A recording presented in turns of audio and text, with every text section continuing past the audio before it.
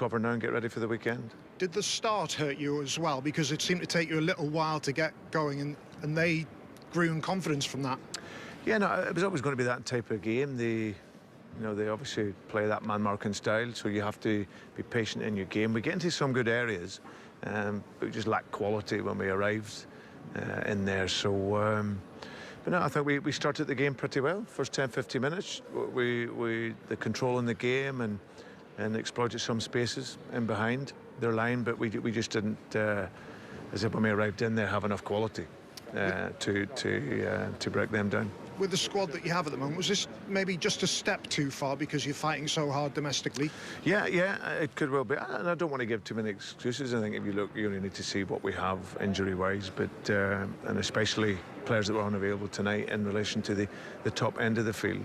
You know, we guys that can make the difference for us. However, I still expect us to show up more and.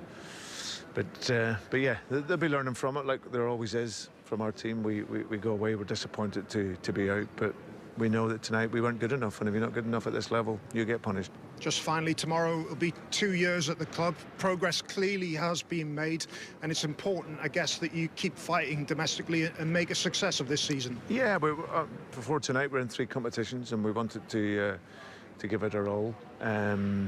We know where our priorities are. Now we've got 2 competitions and we're all in now, and we do our very, very best. So yeah, it's disappointing to lose, it always is. But tonight we just lack that intensity in our game, that bit of quality, and they deserve to go through. So good luck to Slavia in the next round. Celebrations then in full flow here at the King Power Stadium. Not for Leicester though, but for Slavia Prague, who of course somewhat of an upset here this evening by beating Leicester 2-0. And who do they have on their speed dial? But no other than Tomáš Souček, the most famous export, of course, from the Czech Republic this season to the Premier League. He left them over the summer to join West Ham, and what a season he's having. But celebrating with his former teammates live on the phone after that result. Well, I think everyone expected a firm test from Slavia Prague, and Leicester had to stay focused, but I think many expected Leicester to see it through and a routine win for them, and that wasn't the case tonight. Yeah, you would expect that, but Slavia Prague were magnificent over the course of the 2 legs, and they defended incredibly well, and you have to say they deserved it. A huge night in their history, as you can see by the scenes here. I mean, we were watching it at full time. It was amazing to see. I mean, it's a huge night for them, and getting Tomáš Souček on the phone, it's amazing. I'll be on the FaceTime every week if it was my old clubs. The warning had come in the first half, perhaps. They had the best opportunity in that first half, but they finally broke the deadlock in the second half, just before the hour mark, with Lucas Poldock with the Provod with the opening goal. Yeah, it was, and you know, you have to say that they deserved it. We've highlighted Johnny Evans here. He's been getting dragged out to the right flank, and he stays out there, and that's what really causes the trouble. I think he has to go. I think Chowdhury was neither here nor there really. If he drops back in, he helps them out, but they're 3v2 at the far post here with Luke Thomas, and he just can't deal with it. And he goes in to deal with the danger, which was Seamer, I think, in there. And it's an easy tap-in at the back post, but Brendan Rodgers will be frustrated. It was a difficult goal to concede, and then from there on, you know that they've got to get 2, and they just found it too tough a task. Yeah, they gave themselves a big job, didn't they? They made changes, the triple change, but Leicester just didn't really seem to get going, did they? No, they didn't. Like I say, I think once you start sort of pedestrian at the start, and you're giving some easy passes away, you're not creating too much, then they grow into the game, and that's exactly what happened. So once they got the goal, they got something to hold on to, and as you can see from the scenes at the end, they defended for their lives. No real clear-cut chances for Leicester to get back into the game, was there? No, well, there was no real cutting edge. I know we've talked about it before. We're highlighting some of that now, certainly with Harvey Barnes and with Maddison missing, there was just not enough impetus going forward. Under, it was a simple pass there to pass into Under. I thought he was disappointing on the night. They made the triple substitution to try and get back into the game. What impact did that have, if anything? I'd have to say none, really. I think Harvey Barnes definitely livened things up, and you know they tried to get into support of Vardy much quicker. There was a lot more urgency from Leicester, but you'd expect that being a goal down, and they needed two. But in all truth, it just didn't feel like they were ever going to get through. Perhaps wasteful in possession, poor deliveries has cost them. Yeah, I mean, none more so than that. You know, passing it out of play, it was disappointing. This is not the Leicester that we've seen this season, and this is long, hopeful balls into the box, easily claimed. And it was a disappointing night, but what they will have to do now is dust themselves down. They've had a fantastic season. You know, they've been a joy to watch at times, and they've got to get back to basics and winning games in the league. And this don't let this affect them too much, and don't dwell on it. There was one more goal right at the end there, 10 minutes to go. The man we said was going to be a threat over the two legs. Sima ending any hopes of a comeback from Leicester? Yeah, well, we highlighted him in the first game, and we highlighted him before the start of this. I think it's 4 goals in this competition. He's scoring for fun in the domestic league, and this was a great goal. We know he's good in the air. He's scored most of his goals in the air in this competition, but from that kind of range, I mean, a lovely touch. There was no one really getting out to him. You know, I think Leicester will be disappointed with that, but I mean, he took it fantastically well, getting it onto the right foot, and it was a great finish.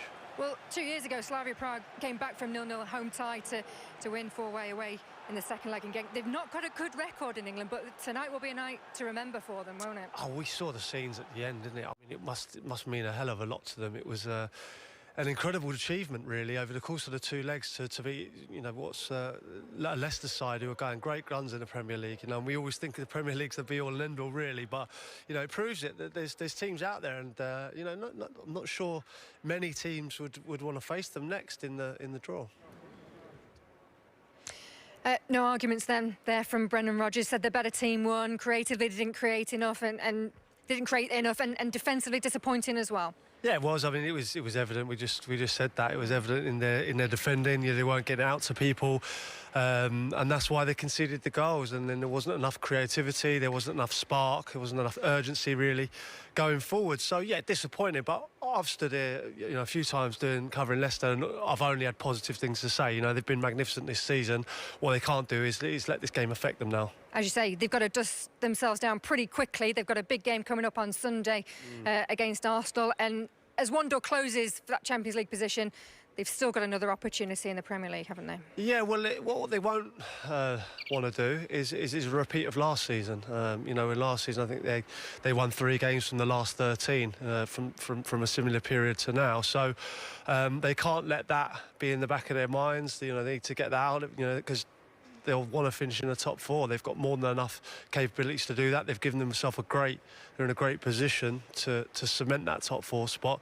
So as I say, they can't let this result affect them. They've got some big games coming up, none more so than Arsenal on Sunday. As you say, at the same stage last season after 25 games in the same position, but like you say, they won 3 of their last 13 last season. A lot of lessons learned from that, I'm sure. And tonight, how will it affect their perhaps momentum going into that crucial period? They've got Arsenal coming up. They've got Manchester City still to play, Manchester United in the FA Cup. Listen, still big games. I think Brendan might have had one eye. He won't say that, but he might have had one eye on the Premier League, because you know I don't see Harvey Barnes being rested in the Premier League. I think it's too important. I think it would have been lovely to lift the trophy for the fans, for everyone concerned, but they've given themselves an amazing chance of finishing in the top 4. You know, there was talk of them potentially even going on and causing another surprise, but Man City look too good for that at the moment, and I think they can cement a top 4 spot. Is the key to that then replacing Maddison, because we don't know yet how long he's going to be out for, and I suppose that is a concern at the moment, but replacing him but keeping the rest of the team, the frame of the rest of the team the same? Yeah, I mean, they haven't made too many changes, have they, over the course of the season, but they've got a few injury concerns now. They've got players like, Maddison perhaps carrying, and, Harvey Barnes they've had to manage. Vardy's had to play tonight because Iheanacho was suspended, and I think, it would have been nice to rest him. So they can't afford too many injuries, but I still think that they've got enough if they get those players or keep those players fit for as long as possible, that they've still got a great chance of finishing in the top 4. What would it do for a club like Leicester to secure a Champions League place again?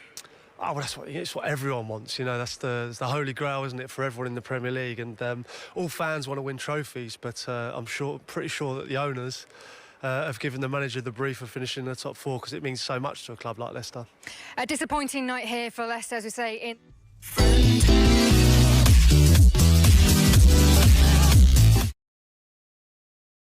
Hello everyone, यो च्यानलमा सबैलाई स्वागत छ। आज चाहिँ हामी Atletico Madrid versus चेल्सीको म्याचको कुरा गर्दैछौँ है त। यो म्याच चाहिँ च्याम्पियन्स लिगमा भएको थियो अनि यो म्याचको फाइनल स्कोर लाइन चाहिँ चेल्सीले 1-0 ले जित्यो यो म्याच। यो 1-0 ले जित्दाखेरि चाहिँ जिरोले 67 मिनेटमा एउटा दामी बाइसाइकल हानेर चेल्सीले जितेको। चेल्सी भने 5-6 म्याचदेखि अलि फर्ममा छ। नयाँ कोच आएदेखि चेल्सीले राम्रो खेलिरहेको छ।